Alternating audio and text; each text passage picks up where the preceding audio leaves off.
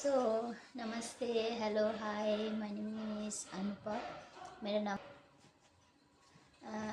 आगे मैं एक और वीडियो लेके आई हूँ। मैंने कहा था कि मैं अपने बारे में बताऊँगी जी, मुझे कैसे पता चला कि मुझे कैंसर है। मैं अपने जो डॉक्टर्स के पास गई थी, सारी चीज़ें मैं आपको बताती हूँ। मुझे 2020 में एक छोटा सा लम्स था राइट साइड में, छोटा सा, बिल्कुल छोटा सा। मैं ही महसूस कर सकती थी कि मेरी बॉडी में कोई सेकंड बंदा नहीं महसूस कर सकता था। यहाँ तक कि मैं डॉक्टर के पास गई, मैंने उनसे बोला, उन्होंने मुझे कहा ये आपके वहम है, ऐसे कहा कि वहम है, गलतफहमी है आपकी। फिर उन्होंने फिर भी बोला आपकी तसल्ली के लिए हम आपको टेस्ट के लिए भेज देते, तो उन्होंने टेस्ट के लिए भेज दिया, सीरम टेस्ट के लिए। तो उस टेस्ट में कुछ नहीं निकला। हमने बोला कोई बहुत अच्छी बात है, नहीं निकला तो इससे अच्छी बात और क्या है। फिर मैं घर आ गई। घर आने के बाद नॉर्मल जो मेरा रूटीन है, ड्यूटी जाना, सब कुछ वही कंटिन्यू होता रहा। आफ्टर 6 मंथ बाद वो वहाँ पे थोड़ा सा वो साइज़ इंक्रीज़ होने लग गया। साइज़ जब इंक्रीज़ होने लग गया तो मैंने घर में बोला, सब ने बोला ये अच्छा लक्षण नहीं है जी, धीरे धीरे ये बढ़ रहा है। तो हम दोबारा से हम डॉक्टर के पास गए, प्राइवेट डॉक्टर के पास गए, गवर्नमेंट डॉक्टर के पास नहीं, प्राइवेट में गए। प्राइवेट में जाने के बाद वहाँ दोबारा टेस्ट किया, सेम टेस्ट जो किया था उन्होंने, कुछ नहीं निकला। हमारी जो अंदर जो था जी, मुझे कुछ प्रॉब्लम है, तो गए, वो वहम टूट गया जो कुछ नहीं है। हम गए वहाँ पे जाने, घर आए, नॉर्मल निकला सब कुछ ठीक है। एक दिन का रेस्ट लिया मैंने, बायोप्सी टेस्ट होता है तो सुई डालते हैं वहाँ पे, थोड़ा सा पेन हो जाता है। तो नेक्स्ट डे मैं घर पे ही रही। फिर मैंने जॉब करना स्टार्ट कर दिया। फिर मैं थर्ड बार मैं यहाँ पे गुड़गांव में एक उमा संजीवनी डॉक्टर है, वहाँ गई। वहाँ वो हमारा डॉक्टर है, जैसे जो नॉर्मल बुखार खांसी जुकाम होता है, हम लोगों को कुछ होता है तो हम वहाँ जाते हैं। वो अच्छे डॉक्टर्स हैं, वहाँ पे बहुत सारे डॉक्टर हैं, वो ठीक हो जाते हैं मुझसे। बट मैं ये नहीं कहूँगी वो हॉस्पिटल बुरा है व डॉक्टर बुरे हैं, ये नहीं कहूँगी। बट कैंसर के जो डॉक्टर है वो ऑन्कोलॉजी डॉक्टर होते हैं। ऑन्कोलॉजी डॉक्टर के अलावा आपको कोई भी नहीं बता सकता आपको क्या प्रॉब्लम है, या उस प्रॉब्लम का सोल्यूशन कोई और डॉक्टर नहीं बता सकता है, जैसे मेरे साथ हुआ है। मैं वहाँ गई, उन्होंने बोला ठीक है, मेरा यहाँ, मैंने उनको बोला जी ये मेरे को 2 साल पहले से है, मुझे कोई दिक्कत तो नहीं होता है, बट जब मैं नीचे झुकती हूँ, तो मैं रिटेल लाइन में जॉब करती हूँ, तो जब हमें कुछ काम के लिए झुकना उकना पड़ता है तो यहाँ पे ना एक छोटा सा ऐसे चीज़ सी मचती है, जैसे चीटी उटी काट लेते हैं तो ऐसे चीज़ सी मचती है, फिर ठीक हो जाता है नॉर्मल। बट वो चीज़ वहीं पे होता है जहाँ पे वो साइज़ थोड़ा सा बड़ा हुआ। तो मैंने उनसे कहा 2 साल पहले से था, उन्होंने पहले का रिपोर्ट भी मैं उनके पास ले गई तो बोले नॉर्मल है। तो उन्होंने टेस्ट किया, उन्होंने भी सेम एक छोटा सा सुई लिया, उसमें ऐसे ऐसे मारा, उन्होंने ऐसे ऐसे ऐसे चीज़ किया। तो रिपोर्ट आया 2-3 दिन बाद, कुछ भी नहीं आया रिपोर्ट में। बट उन्होंने उन्होंने ये, हमने बोला जी कुछ नहीं आया ठीक है, तो इसको सर्जरी उर्जरी का। तो उन्होंने, जो पहले मैं जिस डॉक्टर के पास गई थी, उन्होंने बोला इस पे सर्जरी उर्जरी कराने की कोई ज़रूरत नहीं है, ये कोई छेड़छाड़ी नहीं करना। वो भी अपनी जगह ठीक थे, जो छेड़छाड़ी नहीं करना। बट जब मैं थर्ड बार किसी डॉक्टर के पास गई, वो मैं बहुत गलत जगह गई हूँ। उन्होंने मुझसे बोला आप सर्जरी करा लो, 40,000 रुपये जमा कर दो, सर्जरी करा लो। पर उस टाइम मुझे कैंसर था। मैं उस टाइम मुझे पूरा 4 स्टेज, तो पता नहीं कि कौन सा स्टेज कैंसर था, पर कैंसर था उस टाइम मुझे। उन्होंने टेस्ट, पता नहीं क्या टेस्ट किया, मेरे खुद भी समझ नहीं आया, और डॉक्टर भी हैरान है जो अभी मेरा ट्रीटमेंट कर रहे। तो बहुत सारे पेशेंट के साथ यही सेम प्रॉब्लम है जो मेरे साथ है, कि वो लोग प्राइवेट डॉक्टर के पास जाते हैं, सोचते हैं कि हम पैसे से इलाज कराएंगे तो हम ठीक हो जाएंगे। बट ये बिल्कुल गलत है कि हम डॉक्टर के पास जा रहे हैं, प्राइवेट में पैसा देके इलाज करा रहे तो बिल्कुल सही इलाज हो रहा है, बिल्कुल गलत। ये गलत फहमी आप अपने अंदर से बिल्कुल हटा दो। चाहे प्राइवेट में इलाज कराओ, चाहे गवर्नमेंट पे इलाज कराओ, आप एक ऑन्कोलॉजी डॉक्टर से इलाज कराओ। अगर आपको कैंसर नहीं भी है, आप फिर भी छोटा सा गांठ है, और मैं स्पेशली गर्ल्स के लिए, फीमेल के लिए कह रही हूँ ये बात। अगर आपको ब्रेस्ट में गांठ है, आपके ब्रेस्ट एक छोटा बड़ा है, बहुत ज़्यादा छोटा बड़ा हो गया एकदम अचानक से, आपके निपल्स में से पानी निकल रहा है या ब्लड निकल रहा है, ये सारे कैंसर के लक्षण हैं। और बहुत अच्छी बात है अगर आपको कैंसर नहीं निकले तो, इससे अच्छी बात और क्या हो सकती है। बट जैसे मैं इस हाल में हूँ, बहुत सारे लोग इस हाल से वापस नहीं आ पाते, अपनी लाइफ में नहीं वापस आ पाते, उनकी लाइफ वहीं ख़त्म हो जाती है। तो मैं खुशकिस्मत हूँ जो मुझे नई लाइफ मिली है, तो मैं अपने जो प्रॉब्लम है मैं आपसे शेयर कर रही हूँ, ताकि आपको भी बहुत सारी चीज़ें समझ आए। क्योंकि एक डॉक्टर से अच्छा एक पेशेंट आपको बता सकता है कि उन्होंने क्या क्या फेस किया है। डॉक्टर के पास तो मैं भी गई थी, बट उन्होंने नहीं बताया मुझे कैंसर है, तो राइट डॉक्टर के पास जाना बहुत ज़रूरी है। तो मैं वही आपसे अच्छे से शेयर कर रही हूँ, तो इसको बिल्कुल भी डिनाई नहीं करना। तो मैं वहाँ गई तो उन्होंने बोला सर्जरी करा लो, 40,000 रुपये दे दो, आप सर्जरी करा लो। हमने घर आई, मैं मेरी 3 सिस्टर है, तो मेरी जो सबसे बड़ी वाली सिस्टर है उन्होंने कहा ब्रेस्ट में ऐसे नहीं कट मारते हैं, कैंसर के लक्षण होते हैं। उस टाइम उन्होंने बोला कुछ भी नहीं है रिपोर्ट में। मुझे 9,000 रुपये लगे पूरे टेस्ट कराने में, कुछ भी नहीं निकला। तो बोला 40,000 रुपये दे दो, आपका सर्जरी हो जाएगा। घर में आई, बड़ी दीदी ने मना किया, नहीं सर्जरी नहीं करना है, सर्जरी करने से ब्रेस्ट के कैंसर और अच्छे डॉक्टर के पास जाना है, ऐसे किसी भी डॉक्टर के पास नहीं जाना है। वो भी कहीं और कट हो तो अलग बात है, ब्रेस्ट में तो बिल्कुल भी नहीं। तो उन्होंने क्या किया, जो एक होता है ना अफवाह, जो कट मारने से कैंसर हो जाता है, वो एक अफवाह है जो कट मारने से कैंसर होता है। कैंसर होता है तो पहले से ही होता है, कट मारने की ज़रूरत नहीं होती है। बट वो अफवाह मेरे लिए आज मेरी जान बचाया उन्होंने, क्योंकि अगर मेरी बड़ी दीदी मेरे घर पे नहीं आती और वो सजेशन नहीं देती कि आप एम्स चले जाओ, एम्स बहुत बड़ा डॉक्टर है, हम नॉर्मल जॉब करके अपनी लाइफस्टाइल चलाते हैं। मैं 15-20 हज़ार की जॉब करती हूँ, जो जिससे मेरा घर चलता है। मेरी मम्मी भी जॉब करती है, तो हमारे लिए वो चीज़ पॉसिबल नहीं था कि हम एक प्राइवेट हॉस्पिटल में अपना इलाज कराएं, कैंसर जैसी बीमारी का इलाज कराएं। तो उन्होंने बोला एम्स चले जाओ। हमें थोड़ा थोड़ा अंदर से था मन जी, इस कैंसर का तो लक्षण नहीं है, कैंसर का तो उन्होंने बोला एम्स चले जाओ। हम एम्स गए।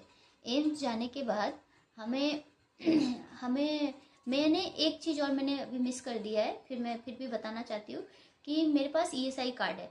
मैं पहले जॉब करती थी, तो मेरा वो मैंने फिर से न्यू जॉब स्टार्ट कर दिया था, लिवाइज में मैंने ज्वाइन कर दिया था। तो मेरा जो ईएसआई कार्ड था उसमें जो नंबर है वो मैंने ना पहले वाली कंपनी का इस कंपनी में सेम नहीं करवाया। तो जिस वजह से मैं ईएसआई हॉस्पिटल गई, मैंने टेस्ट वगैरह करवाया, उनको भी पता था, उनको भी डाउट था जो मुझे कैंसर है। बट उन्होंने नहीं बोला, विदाउट टेस्ट कोई भी आपको नहीं बोलेगा कि आपको ये प्रॉब्लम है, बहुत बड़ी प्रॉब्लम है, इंसान सुन के ही मर जाएगा, इलाज तो बाद में कराएगा। तो उन्होंने मैडम ने मैंने दोबारा टेस्ट करा, बायोप्सी टेस्ट, उन्होंने एक बड़ा सा सुई है उससे करवाया। तो मेरा कैंसर के जो टेस्ट होते हैं वो सबसे पहला होता है बायोप्सी टेस्ट, जिसको एक बड़ा सा सुई होता है, जिससे यहाँ से हमारे कुछ कुछ अंदर से कुछ वाइट कलर का लिक्विड होता है, उसको निकालते हैं, उससे पता चल जाता है कैंसर के लक्षण है या नहीं। तो उसको टेस्ट किया, तो उनको शायद रिपोर्ट में पता था कि कैंसर है, तो उन्होंने बोला नहीं। तो मेरे को उन्होंने आगे टेस्ट के लिए प्रेफर किया, तो ईएसआई हॉस्पिटल में वो नहीं था चीज़ें, तो मुझे प्राइवेट हॉस्पिटल में उन्होंने रेफ़र किया। तो प्राइवेट हॉस्पिटल में रेफ़र करने के लिए कुछ डॉक्यूमेंट्स ही होती है जो करवाना पड़ता है, वहाँ पे बैठे रहते हैं। वहाँ पे गई, वहाँ पता चला जी मेरा मंथ पूरा नहीं हुआ इस इलाज के लिए, इस टेस्ट के लिए, जो पैटी स्कैन है और मेमोग्राफी टेस्ट है। पैटी स्कैन बहुत एक्सपेंसिव टेस्ट है, 10,000 रुपये का एक टेस्ट होता है, सिर्फ बॉडी पूरा स्कैन होता है, तो उसके लिए मेरा वो अमाउंट पूरा नहीं हुआ था। तो मैं वहाँ पे मैंने बहुत बड़ी गलती कर दी। 4 स्टेज कैंसर शायद मुझे नहीं होता, अगर मैं, डॉक्टर भी कहता है अगर तुम 4-5 महीने पहले आ जाते तो तुम्हारा 4 स्टेज कैंसर नहीं होता, सिर्फ ब्रेस्ट में होता, वो ब्रेस्ट रिमूव कर देते तो बिल्कुल ठीक हो जाते हैं आप, कोई भी कभी भी, और दोबारा कैंसर का कोई दिक्कत ही नहीं होता। बट मैंने बहुत बड़ी गलती की कि मैं घर बैठ गई। उन्होंने बोला आपका ये जो टेस्ट है ये अभी टाइम हुआ नहीं, आपका 3 महीने बाद ये कंप्लीट होगा, तब आप टेस्ट करा सकते हो। तो वो जो 3 महीने का मैंने गैप दिया, और वो 3 महीने में जो घर बैठी और मैं जॉब अपना कंटिन्यू करती रही, उस 3 महीने के अंदर मेरे बॉडी में पहले शायद थोड़ा सा था कैंसर, 1 स्टेज ही था कैंसर। वो 3 महीने के अंदर पूरा मैं 4 स्टेज पे आ गई हूँ। 4 स्टेज मतलब मेटास्टैटिक कैंसर है। मेरे ब्रेस्ट से मेरे अंडर आर्म्स में आए। अंडर आर्म्स में एक लिम्फोड्स होता है, ब्रेस्ट और अंडर आर्म्स के बीच में, यहाँ पे ना हमारे लिम्फोड्स होते हैं, जैसे नस होती है ना वैसे लिम्फोड्स होते हैं, उससे कैंसर फैलता है। तो मेरे साथ वही सेम चीज़ हुआ, ब्रेस्ट से मेरा लिम्फोड्स में आया, वहाँ पे मेरा गार्ड बन गया। फिर मेरे ये हाथ सूज गए, राइट हैंड पूरा सूज गया। मैं जॉब करती रही, तो मैंने एक दिन स्लीप का टॉप पहना, मैं रिटेल लाइन में जॉब करती हूँ, मैंने स्लीप्स का टॉप पहना, तो मैंने ना अचानक से मिरर में अपना हाथ देखा तो मेरा राइट हैंड सूजा हुआ था। कोई दर्द नहीं, कोई पेन नहीं है, कुछ भी पेन बोल के कोई चीज़ ही नहीं है जो पेन है मुझे। बस ये मुझे हल्की हल्की सी खांसी होने लग गई थी, वीकनेस होने लग जाता था। वो तो हम रिटेल लाइन में जॉब करते तो अच्छे इंसान को भी वो चीज़ होता है, तो वो चीज़ से हम डिनाई करते रहे। तो ये चीज़ ना अचानक से सूझ गया, मैं गर्म पट्टी बांध रही हूँ उसमें। तो गर्म पट्टी बांधने से क्या होगा, फिर अगले दिन फिर और ज़्यादा सूज गया, हैंड पूरा सूज गया। वहाँ से मेरे बोन की हड्डी में कैंसर चला गया। जो जब बोन की हड्डी में जब कैंसर गया, मुझे बहुत ज़्यादा, वो जो 3 महीने में घर बैठी, मुझे खांसी होने लगी। बहुत ज़्यादा खांसी होती थी, मैं इतना खांसी, लिटरली मैं जैसे अभी ऐसे बैठी हूँ, अगर मैं खांसूंगी तो मैं मतलब अंदर ऐसा लगता था मेरे अंदर की हड्डी उड्डी सब टूट जाएगा। लेटी रहती थी तो मैं सीधी तरीके से लेट भी नहीं पाती थी जब मेरे को खांसी होता था, मतलब बहुत पेनफुल खांसी था। तो हमें लगा मुझे टीबी हो गया। तो हमने टीबी टेस्ट कराया प्राइवेट हॉस्पिटल में, कुछ नहीं निकला। कैंसर हुआ है तो टीबी टेस्ट कराने से क्या होगा, बहुत सारे टेस्ट, और आप पता है प्राइवेट डॉक्टर के पास जाओ तो 100 टेस्ट कराते हैं, और वो शायद ठीक भी है, वो कैसे पता करेंगे आपको क्या बीमारी है। बट कैंसर पेशेंट के लिए ऑन्कोलॉजी डॉक्टर के अलावा किसी और डॉक्टर के पास ना जाए। चाहे आप प्राइवेट में जा रहे हैं, अगर आप प्राइवेट अफोर्ड कर सकते हो तो प्राइवेट में जाइए। अगर आप मेरे तरह नहीं कर सकते हो तो आप एम्स चले जाइए, या झज्जर चले जाइए, या बॉम्बे में टाटा हॉस्पिटल है वहाँ चले जाइए। अगर आपको अपने परिवार को या खुद की जान बचाना है, या आपके साथ घर में किसी को सेम प्रॉब्लम है, तो वहाँ चले जाइए। आपको भागना पड़ेगा बट आपको पूरा हेल्प मिलेगा जैसे मुझे मिलता है। बस बहुत एफर्ट करना पड़ता है, हेल्प आपके लिए, बोलते हैं ना, इच्छा है, चाह है तो सब कुछ हो सकता है, तो वही सेम चीज़ है। तो ऐसे हम कंटिन्यू करते रहे जो 3 महीने।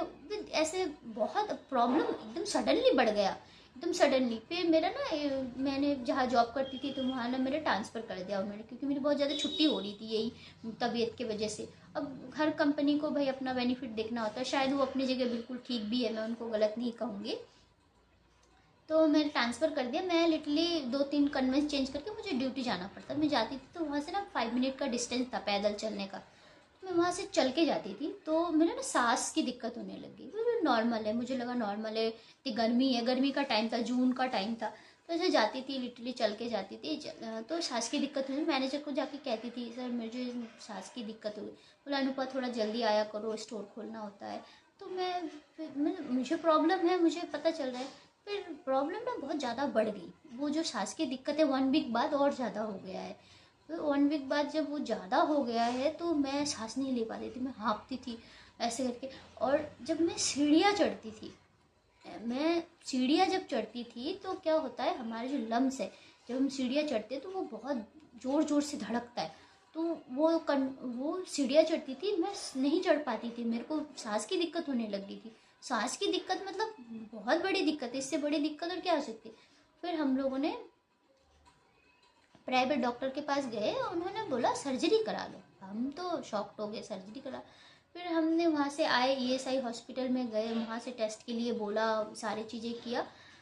फिर वहाँ पे एक डॉक्टर थे, उन्होंने कुछ हमें बोला नहीं, जी आपका ये टाइम पूरा नहीं हुआ तो आपका ये टेस्ट होगा नहीं, आपका 3 महीने बाद ये टेस्ट पूरा होगा। हमने बोला जी ठीक है। तो उन्होंने बोला, जी मेरी दीदी ने बोला, जो सीनियर डॉक्टर थे उनके पास हम गए, उनका वेट करे, वो आई नहीं, ऊपर बैठे हुए थे। तो हम ऊपर चले गए तो उन्होंने, दीदी ने पूछा, जी सर ये इसको जो प्रॉब्लम है ये बाद में जाके दिक्कत तो नहीं करेगा। तो डॉक्टर ने साफ साफ कह दिया, दिक्कत क्यों नहीं करेगा, बिल्कुल दिक्कत करेगा, इसको कैंसर के लक्षण है। डॉक्टर ने ये कह दिया, क्योंकि उनको रिपोर्ट देख के पता चल गया था जो मुझे कैंसर, उन्होंने कहा इसको कैंसर के लक्षण है, जो लक्षण है इसके अंदर पूरे कैंसर के लक्षण है, इसको अगर बचाना है तो झज्जर ले जाओ या एम्स ले जाओ। मेरी दीदी तो वही नीचे आए, वही रोने लग गई, बुरी तरीके से रोने लगी, मेरे आँख में भी आंसू आ गया उन्हें देख के। फिर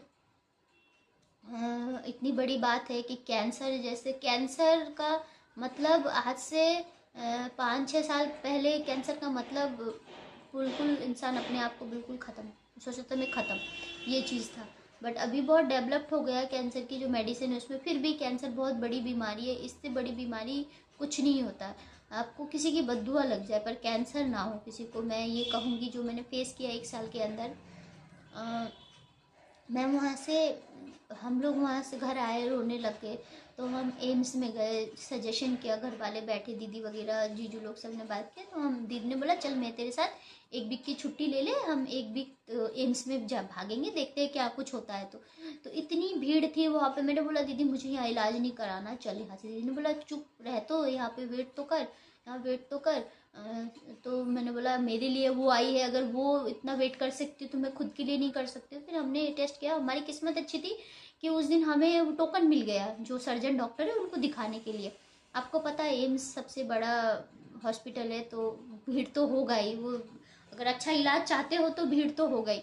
तो हम गए और मैडम ने देखा, टेस्ट किया। तो मैडम ने यहाँ ना टच किया, ऐसे जोर से दबाया यहाँ पे। तो मैं चीखने लगी। तो जोर से डॉक्टर को देखना होता है। बोला आपको इतना पेन है? मैंने बोला हाँ मैम मुझे बहुत ज़्यादा पेन है। फिर उम्र पूछा, मैं 25 साल की हूँ। तो उनको लगा 25 साल के बच्चे को कैंसर कैसे हो सकता है, फिर भी आजकल कैंसर होता है। तो उन्होंने सोचा जब फर्स्ट स्टेज तक कैंसर होगा। तो उन्होंने बहुत सारे टेस्ट लिख के दिया मुझे, और फ्री ऑफ कॉस्ट। कुछ पेबल होता है टेस्ट जो थोड़ा महंगे होते हैं, और बाकी जो टेस्ट होता है वो फ्री होता है। कुछ जैसे जेनेटिक टेस्ट मुझे बहुत महंगा पड़ा, 16,000 रुपये का टेस्ट पड़ा। बट उससे ये होता है जैसे मेरे फैमिली में से वो मेरे को हुआ है या नहीं ये पता चलता है। अगर मेरे फैमिली में से हुआ है तो मेरे पीछे जो और भी बहनें हैं उनको भी हो सकता है ये जेनेटिक का अगर हुआ है तो। बट एक चीज़ बहुत अच्छा है कि मुझे जेनेटिक कैंसर नहीं है, मुझे नॉर्मल है। और ये चीज़ डॉक्टर भी बहुत शॉक्ड हो जाता है सुन के, जी ऐसे मेटास्टेटिक एकदम से ऐसे कैसे हो गया। चलो कोई बात नहीं, हो गया तो उसका कुछ कर नहीं सकते, सॉल्यूशन ही निकाल सकते। तो हमने टेस्ट किया। तो उन्होंने बोला मुझे एक ब्रेस्ट निकालना पड़ेगा, जिस साइड राइट साइड में मुझे कैंसर है। बोला राइट ब्रेस्ट पूरा निकालना पड़ेगा। तो मैं रोने लग गई। एक लड़की के लिए इससे बुरा चीज़ और कुछ नहीं होता है कि उसका बॉडी का एक पार्ट कट जाए, वो भी ब्रेस्ट जैसा चीज़ जो बहुत इम्पोर्टेंट होता है। तो मैं वहाँ रोने लगी डॉक्टर के सामने। तो दीदी ने, डॉक्टर भी बोला रो मत, जान से बढ़कर कुछ नहीं होता है। जैसे अगर आपके अगर आपका जान है तो उससे बढ़कर कुछ ना। हमने बोला ठीक है। मेरे अंदर भी हिम्मत बहुत ज़्यादा है, मैंने भी वो सोचा छोड़ो छोड़ो, जान है तो कुछ उससे बढ़कर कुछ नहीं हो सकता। फिर दीदी ने बोला बच तो जाएगी ना ये? तो डॉक्टर ने बोला हाँ क्यों नहीं बचेगी। तो टेस्ट होता है, मैमोग्राफी टेस्ट करवाया वहाँ पे। टेस्ट करवाने के बाद मुझे यहाँ से यहाँ तक का जो पता चला, जो लिम्फ नोड से मेरा कैंसर फैला है। पर जब मेरा पेट स्कैन का रिपोर्ट आया तब तो ऐसा लगा कि जैसे पैरों तले ज़मीन ही खिसक गई, ऐसा महसूस हुआ।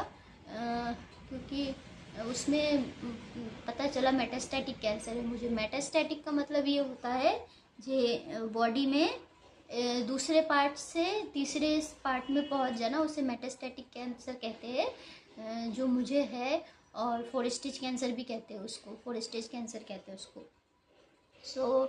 मेरे ब्रेस्ट में कैंसर था, लम्स में कैंसर है, और रीढ़ की बोन में जो कैंसर, उसमें भी रीढ़ की हड्डी में भी कैंसर था।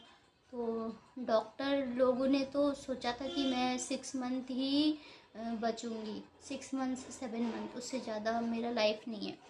तो जो सीनियर डॉक्टर थे वहाँ पे, तो उनसे सीनियर भी एक डॉक्टर बैठते हैं जो टाटा हॉस्पिटल के डॉक्टर थे पहले, अभी वो एम्स में आए। तो वो मेरे को तो उन्होंने बाहर ही कर दिया था।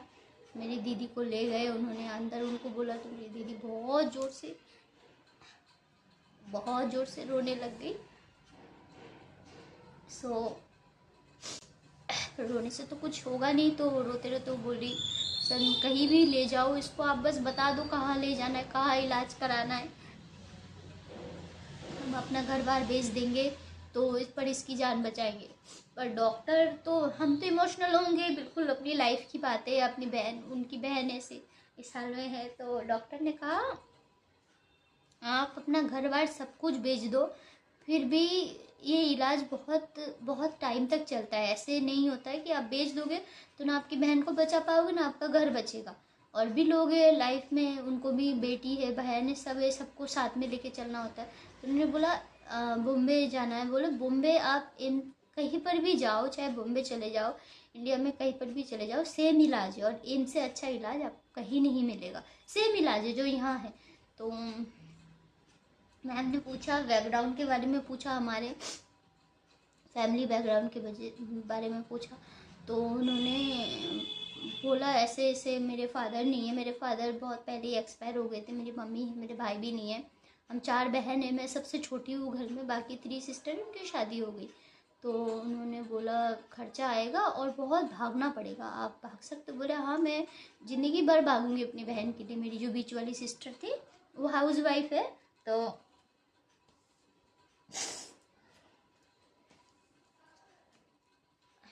वो हाउस वाइफ है, तो वो मेरे साथ बोला मैम हाँ मैं अपनी बहन को बचाने के लिए कुछ भी करूँगी। तो हम लोग, उन्होंने मुझे अजय गोगिया सर के पास रेफ़र किया, और वो मैम बहुत अच्छी थी। इतनी कम उम्र में मुझे ये प्रॉब्लम हो गया, तो वो लोग सब बहुत, मतलब कोई भी हो तो बहुत, हर कोई ऐसा होता नहीं, पर डॉक्टर ने अपना खुद का नंबर हमें दे दिया। वहाँ पे एम्स के जो सीनियर डॉक्टर थी मैडम, उन्होंने अपना नंबर दे दिया, बोला कभी भी कोई दिक्कत हुआ इलाज के लिए कोई तो मुझे कॉल करना, मैं आपकी हेल्प करूँगी। तो दीदी को हम नंबर दे दिया मैम ने, हम अजय गोगिया सर के पास गए। तो वहाँ पे दुनिया में अच्छे लोग भी होते हैं, ये कहना गलत है कि अच्छे लोग नहीं हैं। आप अच्छे हो तो बहुत सारे लोग अच्छे भी होते हैं। हम वहाँ गए, जो येलो जैकेट पहन के रहते हैं वो जो हेल्प करते लोगों का, हम बहुत देर तक खड़े रहे। तो हमें अजय गोगिया सर से मिलने नहीं दिया, क्योंकि बहुत पेशेंट होता है तो ऐसे हर किसी को नहीं दे सकते, टाइम लगता है। तो एक गार्ड था, उन्होंने बोला आप वेट करो, मैं अजय गोगिया से आपको मिला देता हूँ। तो हम वेट करते रहे, तो उन्होंने मिला दिया। उनका नाम सुनील जी है, वो गार्ड है वहाँ पे, बहुत ही अच्छे है। तो उसके बाद एक फ़ाइल बनती है, नई फ़ाइल। अजय गोगिया सर के पास गए, तो उन्होंने अजय गोगिया सर को रेफ़र किया, बट उस दिन अजय गोगिया सर थे नहीं, वो बाहर बाहर गए हुए थे। तो उनके जो जूनियर डॉक्टर होते हैं बहुत सारे कैंसर के, अजय गोगिया सीनियर है, उनके जो जूनियर डॉक्टर होते हैं उनसे मुलाकात हुई, उन्होंने देखा। तो उन्होंने भी बहुत बोला इसकी फ़ाइल सबसे ऊपर रखो। तो उन्होंने बोला जी हर वीक पर वीक 15,000 का एक इंजेक्शन चाहिए इसको, जो ट्रस्टाजूम नाम से आता है। तो हमारे लिए तो बहुत शॉक्ड की बात थी, जो पर वीक 15,000 रुपये। और उन्होंने बोला काफ़ी सारे इंजेक्शन चाहिए ऐसे।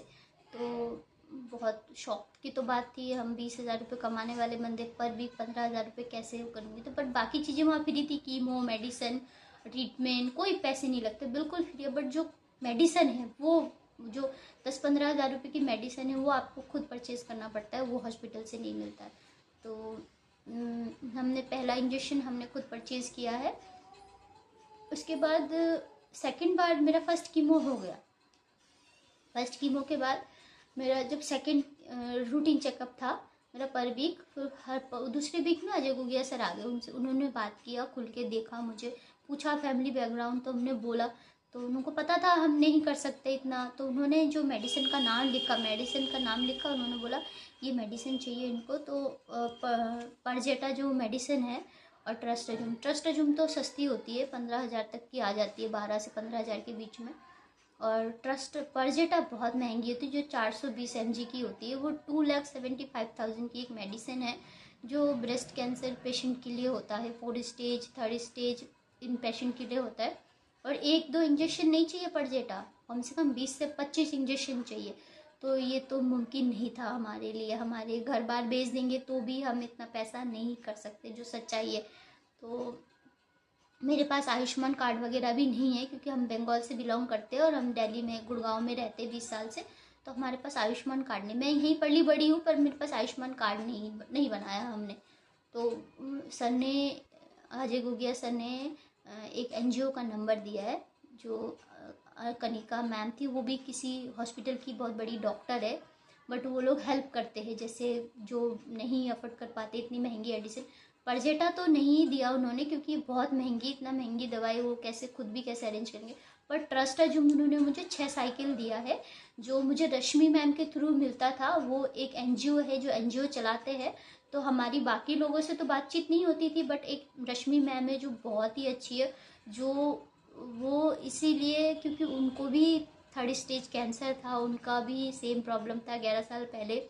तो उन्होंने अपना जॉब छोड़ के वो इस एनजीओ के उसमें ऐड हो गई। आज वो एनजीओ के साथ ही काम करती है, जैसे हम जैसे ज़रूरतमंद लोगों को मेडिसिन की ज़रूरत पड़े तो वो मेडिसिन वगैरह प्रोवाइड करते हैं। तो मेडिसिन वगैरह प्रोवाइड करते हैं, तो उन्होंने हमें पहले ही बोल दिया था हम 6 साइकिल देंगे। तो वो जो ट्रस्टाजूम वो लोग देते थे, वो 60,000 रुपये के एक ट्रस्टाजूम होता था, उन्होंने 6 साइकिल मुझे दिया है। तो उससे मेरा 6 साइकिल दिया। 6 साइकिल के बाद मेरा पेट स्कैन हुआ। पेट स्कैन में मेरा रिपोर्ट अच्छा आया, थोड़ा सा अच्छा आया। तो मेरे 6 कीमो हो गए। जो एक मेडिसिन उसके साथ उन्होंने और ऐड किया था, जो एम्स में से ही मिलता था, टैक्सो नाम की एक मेडिसिन थी। वो बॉडी को बहुत प्रॉब्लम करता है। वो जो प्रॉब्लम करता है उसको झेलना, मतलब वो हर कोई नहीं झेल सकता उसको।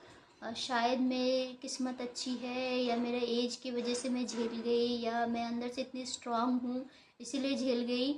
वो जब प्रॉब्लम करता था ना, पैरों के नीचे इतनी इचिंग होती थी ना, वो इचिंग खुजली होने से जाती थी ना, कैसे भी वो इचिंग नहीं जाती थी, वो अंदर इचिंग होती थी। ऐसा लगता था मर जाऊँ। उससे अच्छा तो मुझे मारी दो भगवान, उससे अच्छा, उससे बुरा पेन कुछ नहीं। लैटरिन, दस्त, उल्टी, सब चीज़ मतलब ऐसा लगता था इससे अच्छा तो मर ही जाओ। बट वो जो 2 महीने था, मैं खड़ी हो जाती थी। मैंने कभी खाना पीना नहीं छोड़ा अपना, जो मेरा डाइट था मैंने कभी नहीं छोड़ा। मुझे वॉमिटिंग होती थी, मैं अब वॉमिटिंग करके मुंह धो के दोबारा खा रही थी। मुझे लैट्रिन होती थी, मुझे 2-3 बार, 4 बार, 5 बार, 6 बार, 7 बार करके दिन में लैट्रिन होता था। मैं वॉशरूम जाती थी, जूस पीती थी, लैट्रिन हो जाता था, बट मैं फिर से खाती थी क्योंकि खाना पड़ेगा, नहीं खाऊंगी तो जीऊंगी कैसे। मेडिसिन तो आपका चाहिए, वो तो कंपलसरी है, वो ऑप्शन में भी नहीं आता, वो कंपलसरी है, वो चाहिए। बट आपका खाना उससे ज़्यादा ज़रूरी है। अगर नहीं खाओगे तो दवाई भी बॉडी में काम नहीं करेगा। सबसे बुरा कैंसर पेशेंट के साथ यही होता है कि वो खाना छोड़ देते हैं, या कुछ लोग खाना नहीं खा पाते हैं उनके जैसे पीछे। मैंने हमेशा खाना खाया है, बट यही है कि आप प्लीज़ अपना खाना ना छोड़े। खाने में जो भी है मैं आपको कभी और बताऊंगी, बहुत लंबी वीडियो हो जाएगी वरना। सो खाना पीना कभी ना छोड़े। मैंने कभी नहीं छोड़ा। बट मेरा एक चीज़ बहुत अच्छा था मेरे साथ कि मेरे 8 कीमो के बाद मेरे बाल गए हैं। मेरे बाल पूरे ऐसे गुच्छे गुच्छे में, वो तो हर कैंसर पेशेंट को पता ही है, बाल चले जाते हैं। मुझे बाल का कभी अफसोस नहीं हुआ। सच बोलूँ तो मैं अपने बाल के लिए कभी नहीं रोई, क्योंकि मैं कभी नहीं रोई कि अगर जान है तो बाल, और बाल वापस आ जाता है। ऐसा नहीं कि बाल चले गए दोबारा बाल आएंगे नहीं। मेरे आईब्रो, मेरे पलके, मेरे बॉडी में कहीं पर भी बॉडी में बाल नहीं थे, सब बाल चले गए थे। बट जब नया बाल आया तो बहुत अच्छा बाल आया। बहुत मेरे अभी छोटे छोटे बाल आए हैं बॉयज़ की तरह, तो मैं इसलिए थोड़ा कैप लगा के रखती हूँ। पर थोड़ा सा और बड़ा हो जाएगा तो मैं कैप हटा दूंगी। मैं आपको कभी और दिखाऊंगी जब मेरे बाल कितने बड़े हैं। तो मेरे आईब्रो का ग्रोथ भी आप देख सकते हो, बहुत ही अच्छा आया है। तो ये कभी भी ये अफसोस मत करो मेरे बाल चले गए।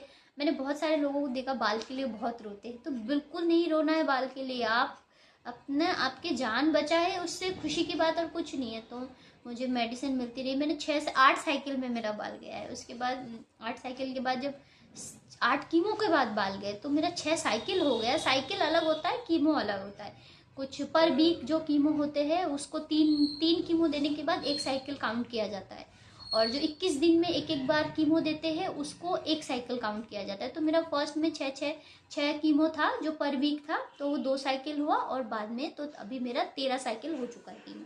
जब मेरा 12 साइकिल कीमो हुआ तो मेरा पहले तो 6 साइकिल पे उन्होंने मेरा पेट स्कैन किया, तो मेरा बहुत अच्छा रिपोर्ट आया। और मेरे पास ESI कार्ड है। जो मेरा ESI पहले चालू नहीं था, बाद में जो मेरा चालू हो गया, इलाज के दौरान ही चालू हो गया। तो इलाज के दौरान ही चालू हो गया वो चीज़। तो मुझे मेडिसिन भी, और मेरा एम्स में ट्रीटमेंट हो रहा है तो मुझे उनको मेडिसिन देना पड़ा, फिर भी मुझे मेडिसिन नहीं मिल रहा था। तो अजय गोगिया सर के थ्रू उन्होंने किसी जो ESI में मेडिसिन भेजते हैं, जो डायरेक्टर या जो भी होता है, मुझे उतना याद नहीं है, जो डायरेक्टर, उनका मुझे नंबर दिया उन्होंने। बोलो मैंने आपको नंबर दिया है। तो देखो गवर्नमेंट की तरफ से हमें वो मेडिसिन मिलता है, फिर भी देखो कितना। अजय गोगिया सर ने किसी का नंबर दिया जो वहाँ पे मेडिसिन देते हैं, जो सीनियर, उनका मेडिसिन उस ESI हॉस्पिटल में जाता है, उस कंपनी का उनका नंबर है। उन्होंने वहाँ पे जो एक बंदा काम करता है, श्याम जी, उन्होंने मेरी बहुत मदद की है। लिटरली बहुत लोगों ने मेरी बहुत मदद की है। मैं अपनी जान के, मैं इसीलिए कभी भी मैं किसी के देखती हूँ ना, जो किसी को हेल्प चाहिए तो मैं बेझिझक होकर हेल्प करती हूँ। अभी नहीं, पहले भी करती थी, पर अब ज़्यादा करती हूँ हेल्प। तो उन्होंने मेरे को, मैं डॉक्टर से मिलाया, जो ये सही में जो डॉक्टर बैठते हैं उनसे मिलना पड़ता है, फिर मुझे जो 2,75,000 की एक मेडिसिन आती है, वो मुझे चाहिए ही चाहिए था। उसके वजह से ही मैं ठीक हूँ आज। अगर उससे बेस्ट पूरे इंडिया में कोई दवाई नहीं है कैंसर का, और ब्रेस्ट कैंसर का तो बिल्कुल भी नहीं है। वो मेडिसिन मुझे अभी तक 9 लग चुका है, 9 10 लग चुका है वो मेडिसिन, और ट्रस्टाजूम भी। तो मुझे एनजीओ की तरफ से 6 तो मिल ही गया था। उसके बाद मुझे उसके बाद से जो मुझे दवाई चाहिए था, तो मुझे ESI से मिलता रहा, और अभी कंटिन्यू ESI से ही मुझे दवाई मिलेगी जब तक मेरा ESI चालू। और मैं एक चीज़ बहुत कहना चाहती हूँ कि मेरे कंपनी के बारे में, मैं लिवाइस में जॉब करती हूँ, तो इंडियन फ्रेंचाइजी है लिवाइस का, SSIPL ब्रांड है। मैं लिवाइस में 2 साल से हूँ, बट अभी SSIPL में 1 साल से हूँ। तो मेरा जब ये प्रॉब्लम हुआ तो मैंने रिज़ाइन दे दिया था, सबसे बड़ी गलती मैंने ये करा था। बट मेरा जो डिज़ाइन है, मैंने अपने जो मेरे HR है, सीनियर HR है, मैंने उनसे बात किया। सो उन्होंने मेरी प्रॉब्लम को समझा, तो उन्होंने बोला ठीक है अनुपा, हम आपकी, तो उन्होंने मेरी मदद की, उन्होंने मेरा रिज़ाइन वापस ले लिया। तो और उसी वजह से मेरा ESI कंटिन्यू रहा, और मेरे को वो इतनी महंगी मेडिसिन मिलती रही, 420 mg की परजेटा मिलती रही। तो मैं इस अपनी कंपनी के बारे में बाद में बताऊँ उन्होंने मुझे कितना सपोर्ट किया। अभी पहले मैं थोड़ा सा और बता देती हूँ। सो मुझे जब मेरा 6 साइकिल हो गया, 6 साइकिल में पैट स्कैन आया, तो अच्छा रिपोर्ट आया, थोड़ा सा अच्छा आया रिपोर्ट में, मतलब जो कैंसर था वो हल्का सा कम हुआ है। फिर जब मेरा 12 साइकिल हो गया, कंटिन्यू रहा मेरा मेडिसिन, खाना पीना सारी चीज़ें कंटिन्यू रहा। फिर 12 साइकिल के बाद मेरा जब 12 साइकिल हो गया कीमो, उसके बाद मेरा पैट स्कैन हुआ तीसरी बार। पहली बार पैट स्कैन हुआ तो कैंसर पकड़ा गया, दूसरी बार पैट स्कैन हुआ तो थोड़ा सा ठीक हुआ, तीसरी बार जब पैट स्कैन हुआ तो मेरा एम्स में पैट स्कैन हुआ था, तो वो चार्जेबल होता है पैट स्कैन, 6-7 हज़ार रुपये करके लगता है, नंबर नहीं आता है। बट मैं इस कंडीशन में हूँ, तो मैं डॉक्टर से लिखवा के मैं अपना ले लेती हूँ। 4 स्टेज कैंसर है, और अभी मेरा रिकवरी भी नहीं हो रहा था उस टाइम, तो बीच में फिर उन्होंने वो कर देते हैं 10-15 दिन के अंदर ही। तो मेरा जो 3rd पैट स्कैन का रिपोर्ट है, मैं आपको कह नहीं सकती, ऐसा लगा मुझे नई लाइफ मिल गई है, नई ज़िंदगी मिल गई है। मेरे उस पैट स्कैन में कैंसर नहीं था, बिल्कुल भी नहीं था, मतलब ख़त्म कैंसर। बट मतलब मैं ये खुशी जाहिर नहीं कर सकती जे कैसा लगता है। सो मैंने तो जीने की चाह छोड़ दिया था। सो मैं घर वालों को देखती थी, अपनी मम्मी को देखती थी, तो बहुत बुरा लगता था, तो सोचती थी इनके लिए जीना है। और एक बात, मैं जिससे मेरी शादी होने वाली थी, मेरा फियांसी, उन्होंने मेरा साथ कभी नहीं छोड़ा। मेरे बोला आप जिस भी कंडीशन में रहोगे मैं आपका साथ कभी नहीं छोड़ूंगा। मेरे घर वालों ने तो सोचा था जी हमारी शादी, मेरी शादी टूट जाएगी, बट मुझे अंदर से विश्वास था जी ऐसा कभी नहीं होगा। सो मैंने उनको सबसे पहले उन्हीं को बोला था रिपोर्ट के बारे में, तो बहुत रोने लग गए थे, वो कोलकाता में रहते। सो उन्होंने मेरा साथ कभी नहीं छोड़ा, आज भी साथ है। और ना कभी उन्होंने मुझे रियलाइज़ होने दिया कि मेरे बाल चले गए, मेरे ब्रेस्ट कट जाएगा, मैं कैसी दिखूंगी, कभी भी नहीं छोड़ा उन्होंने। तो वो मेरे सबसे बड़ा स्ट्रेंथ था, मेरे लाइफ में सबसे बड़ा स्ट्रेंथ मेरे फियांसी थे, मैं ये कहूँगी। हमेशा मुझको हंसाते रहते हैं, कभी भी दुखी नहीं देखना चाहते। तो बहुत ही अच्छे ऐसे लाइफ पार्टनर भगवान हर किसी को दे। मेरी किस्मत अच्छी थी कि ऐसे इंसान से मेरी रिश्ते की बात हुई।